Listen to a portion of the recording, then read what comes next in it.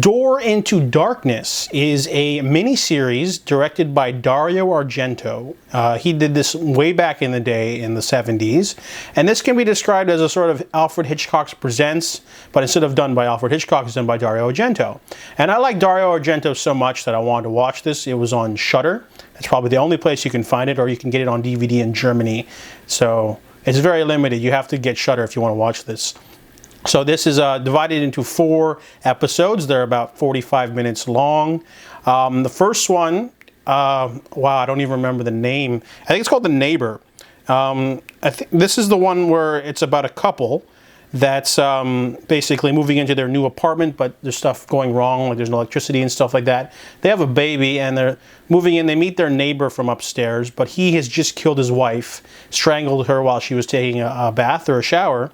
So they don't know that, but you know, he starts leaving like clues, like he doesn't drain the bath, so like the water starts dripping down and it starts bothering them, and they start investigating. This one was pretty good. It was really chilling.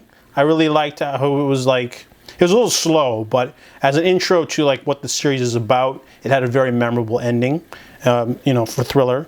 The second episode was The Tram. The Tram is considered the best one of the bunch. It is actually a really good one. This one is about a woman. Her body is found on a tram in the morning, and the person who drives the bus and the person in the back don't know what happened, but she's dead, and no one has seen like the murder. So basically they're just sort of investigating, and the detective, he's very obsessed with it, so he's sort of doing a call to bring back everyone to witness, and he's trying to figure out everything. And however, there's a lot of good twists and turns for this one. This is probably the highlight of the show. This one's the best. And then the weirdest thing, I put on episode 3, and the intro, he does like an intro for each of these, says like this is the 4th one. So I think they put them out of order on Shudder, so I didn't want to watch it immediately.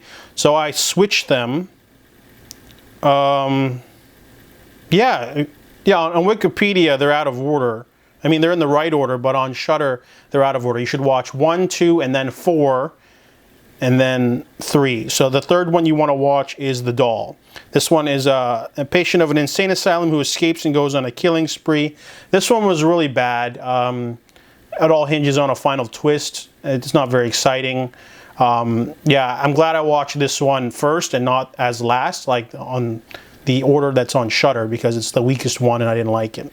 And then the last one that should be watched is Eyewitness. That one's a really good one because it's about a woman who is driving her car at night and she hits someone. However, when she goes to check, there's a man with a gun following her. And when she reports it to the police, no body, no blood, nothing.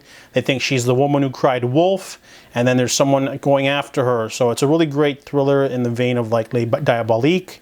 I only recommend this for huge fans of Dario Argento.